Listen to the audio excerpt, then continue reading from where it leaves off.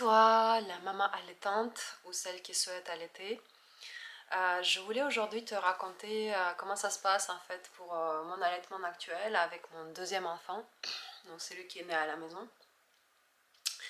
Je voulais absolument partager en fait cette expérience très positive cette fois-ci parce que c'est vraiment super et c'est vraiment l'objet de fierté et ça contraste énormément avec l'expérience d'allaitement très très négatif avec mon premier enfant né à l'hôpital.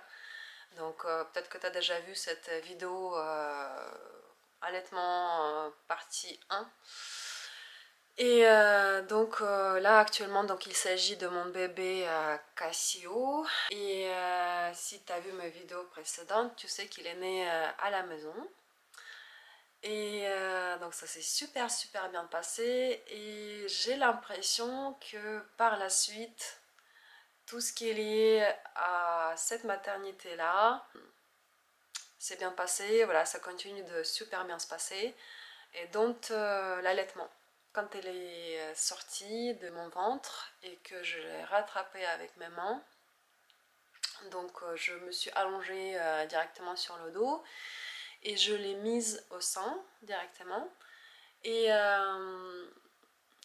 il a commencé à téter très rapidement. Donc il a fait son premier cri, qui était plus ce que j'appelle un miaulement que le cri. Ça ressemblait vraiment à un son d'un petit chaton. Et je pense que c'est au bout de 15 ou 20 minutes après la naissance qu'il a commencé à téter. Voilà. Et depuis ce moment-là, ça se passe, voilà, ça fait aujourd'hui, il a 21 mois et demi et ça se passe, c'est nickel, c'est super et avait zéro problème avec cet allaitement-là. Il n'y avait pas de... Donc j'ai pas dû passer à l'allaitement mixte. J'ai jamais sorti mon appareil de mon tire-lait Medela que j'ai énormément utilisé pour mon premier allaitement mixte. Et cette fois-ci, eh ben, elle est toujours rangée en fait dans mon placard. Donc il a déménagé d'un appartement à l'autre avec nous. Et je ne l'ai jamais ressorti en fait, j'en avais pas besoin. Voilà, et je suis très contente de ça parce que c'était assez contraignant de l'utiliser voilà, pour les raisons que vous avez peut-être vues dans cette vidéo qui explique tout pour mon premier allaitement. Donc il a... Ce que j'ai jamais utilisé non plus, c'est tout ce qui a des biberons du coup. Donc j'ai gardé pour le bébé numéro 2 les biberons, les tétines, vous savez tous les goupillons, voilà tout ce qui va avec l'allaitement de mix, avec la nécessité de nourrir bébé à l'aide d'autres choses que tes seins. Donc il y a tout ce petit monde en fait, donc le tire-lait, les biberons, etc. qui est rangé, que je vais peut-être donner en fait à une copine, à une maman autour de moi. La seule chose que j'utilise, c'est mes seins en fait. Voilà, c'est tout simple. Ça, c'est aussi simple, aussi naturel comme je le voulais, comme je le voulais déjà pour mon premier allaitement. Et voilà, il y a un bébé, je le prends contre moi. Mes hormones commencent à marcher bien, puisque voilà, quand on est au calme, avec le bébé qui est tout calme, qui tète bien et tout se passe bien, bah voilà, le lait il coule tout seul et en bonne quantité, et le bébé il est nourri, il est tout apaisé, il est tout calme, il s'endort, voilà, il n'y a aucun souci. J'ai pas eu d'engorgement, pas une seule fois, j'ai pas eu voilà, de cette horrible boule au sein comme la dernière fois quand j'avais des canaux bouchés. J'avais presque pas eu d'irritation en fait, même tout au début. C'est quasi inévitable au début pour tout le monde. Voilà, il faut que les sens voilà, s'habituent. Bon, j'ai eu légèrement, juste tout petit peu mal pendant 2 jours peut-être. Voilà, ça commence à s'irriter un peu. Et ensuite, rien du tout en fait. Donc j'ai eu aucun désagrément. Une seule chose qui pourrait être tout petit peu embêtant, c'est les dents. Vous savez, c'est à peu près à partir de 6e mois de bébé, quand il commence à avoir les dents devant, que bon, il pourra avoir quelques petits accidents. Et il peut accidentellement ou pour essayer en fait, pour voir comment ça fait, mordre un tout petit peu dans votre sein. Mais bon, il suffit de le mettre, de l'expliquer. En fait, oui, même au bébé de 6 mois, vous pouvez expliquer cette chose-là et étonnamment, il le comprend. Donc vous le mettez devant vous, face à face, vous le regardez dans les yeux et vous lui dites qu'il est interdit de mordre, qu'il est interdit de mordre. Et j'ai fait ça avec mes 2 bébés, parce que voilà, apparemment tous les bébés, tôt ou tard, ils font ça, ils essaient de mordre. Mais voilà, vous faites cette chose toute simple et il arrête. Après, même s'il essaye plus me mordre, il y a parfois, vous savez, au moment d'endormissement, ou voilà, vraiment sans faire exprès, il peut quand même pas mordre, mais vous faire tout petit peu mal. Ou moins de mal, plus désagréable. Voilà. Donc, profitez vraiment de l'allaitement avant l'apparition des dents. Et après, voilà, il pourra avoir des tout petits accidents comme ça. Mais bon, c'est pas bien grave, puisque voilà, c'est vraiment une seule chose une seule chose que je pourrais dire qui va pas avec cet allaitement-là. Enfin, qui va pas. Je peux même pas dire ça parce que c'est tellement petit que voilà, je le mentionne, mais voilà, c'est rien du tout en fait. Donc ça se passe vraiment à merveille et je suis ravie. Donc c'est super en fait l'allaitement, quand ça se passe bien, ça sert à énormément de choses. Voilà, ça sert pas seulement pour créer la connexion avec le bébé, pas seulement pour le nourrir, plutôt à l'inverse en fait. La première chose à quoi ça sert, c'est pour le nourrir. Ensuite, pour créer la connexion supplémentaire entre bébé et maman. Et ensuite, il y a tellement d'autres situations où ça sert. Là, par exemple, on est parti, voilà, depuis la naissance de Cassio, on est parti plusieurs fois en vacances. Donc cet été, on est parti pour plusieurs semaines de vacances. Et bon, c'était un avion. Et on a pu partir sans bagage en soute. En fait, on s'est débrouillé vraiment avec bagage cabine. Voilà, si je devais amener voilà, tout ce matériel, voilà, c'est les biberons, le tire-lait, le chauffe-lait, etc., etc., on n'aurait jamais pu faire ça. Donc c'est tellement simple, hein. Ça simplifie la vie. Voilà, par rapport à mon premier bébé, là pour les vacances, il fallait trimballer tout ça. Donc on remplissait, quand on partait en voiture, il fallait remplir à moitié de coffre rien qu'avec ses affaires. Et là, juste pour lui et moi, pour plusieurs semaines, j'avais une petite valise de 35 litres. Voilà, et un petit sac à dos. Voilà, les affaires d'été. Et voilà, quelques affaires pour lui, quelques affaires pour moi, et rien d'autre. Donc c'est extrêmement pratique en fait. Puis voilà, le lait, il sort à la bonne température, il n'est pas trop chaud, pas trop froid. Il n'y a pas, je me souviens, on avait toujours le risque, j'avais toujours peur de, quand je chauffais le lait, les biberons pour mon premier fils, j'avais peur de les surchauffer, de le brûler. Bah, là, il n'y a pas ces soucis-là. C'est gagnant en fait à tous les points de vue.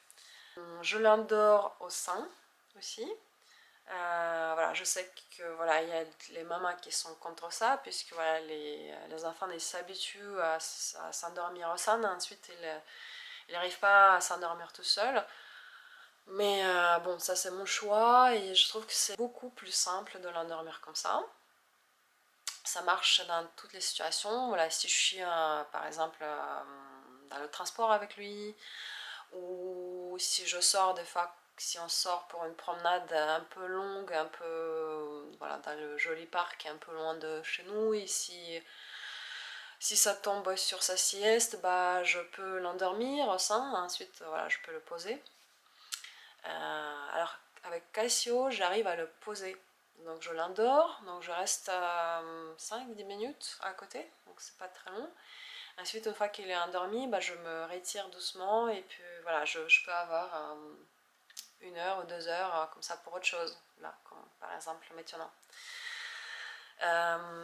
Ça marche pas à tous les coups parce que je me rappelle avec mon premier bébé, bah, il se réveillait tout le temps en fait. Dès que j'essayais de me retirer, bah, il se réveillait. Bon, là ça marche cette fois-ci. Donc très facile pour l'endormir. Euh, Si des fois elle tombe et se fait des bobos, voilà, je ne sais pas comment je ferais s'il n'y avait pas d'allaitement. Voilà, pour le calmer dans certains cas, ou s'il y a une grosse angoisse, ou s'il a peur de quelque chose. Voilà, s'il pleure beaucoup, bah hop, voilà, au sein, et bah, elle arrête de pleurer voilà, dès qu'il commence à manger. Ensuite, voilà, au bout d'une minute, il est calmé. C'est extrêmement utile voilà, ça me sert voilà, 10 000 fois dans la journée. Donc l'allaitement me procure un sentiment d'accomplissement, de plénitude, de relaxation profonde, de sentiment en fait que les choses se passent comme elles doivent se passer en fait, que c'est quelque chose de naturel. Voilà, quand je suis avec lui, quand je l'allaite, c'est mieux que le spa en fait, ça vous détend. Ça vous détend. Euh, la nuit, c'est vrai que voilà, il se réveille parfois plusieurs fois par nuit pour téter.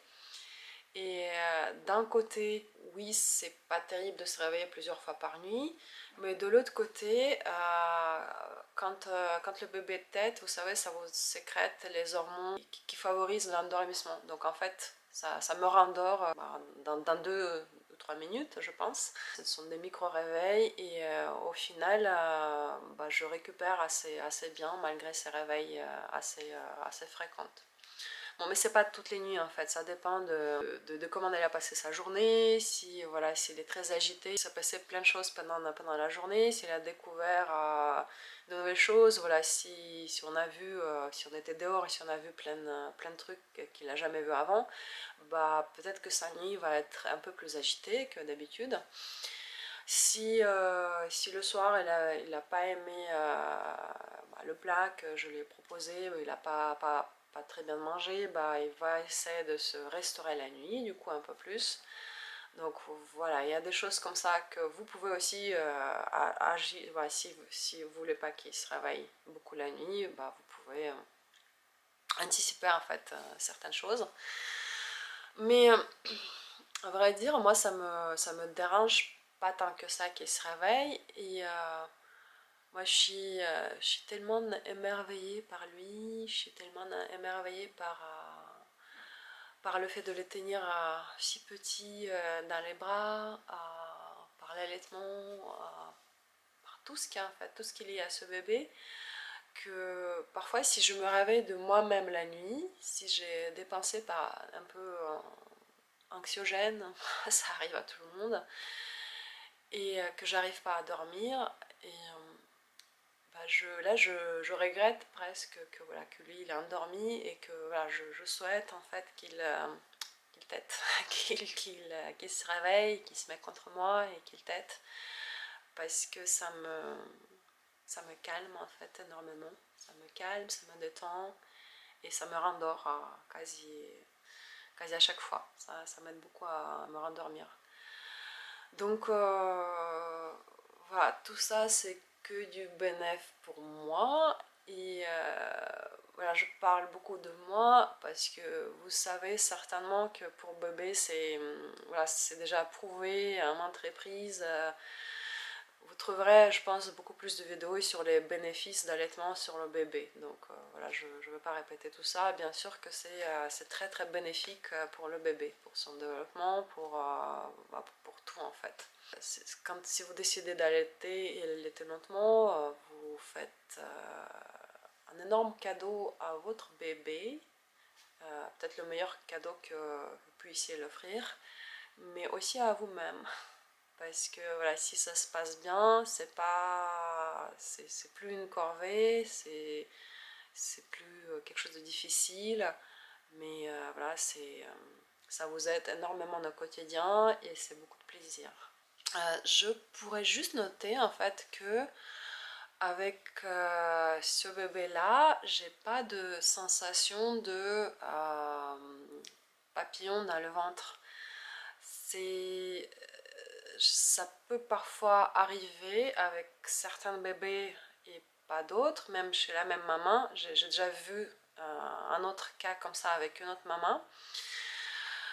Avec mon premier bébé, donc une fois que l'allaitement s'est enfin établi et que mon problème était résolu, voilà, au bout de 4 mois, et que ça allait bien enfin, donc ce que j'ai pas mentionné dans ma première vidéo, donc ça allait vraiment vraiment bien aussi par la suite, pendant quelques mois jusqu'à la reprise de travail encore une fois, et donc il y avait cette sensation parfois de voilà, je sais pas comment le décrire, mais vraiment comme les papillons dans le ventre. C'est quand vous savez, quand vous êtes très jeune et très amoureuse, des fois, vous avez une sensation un peu physique,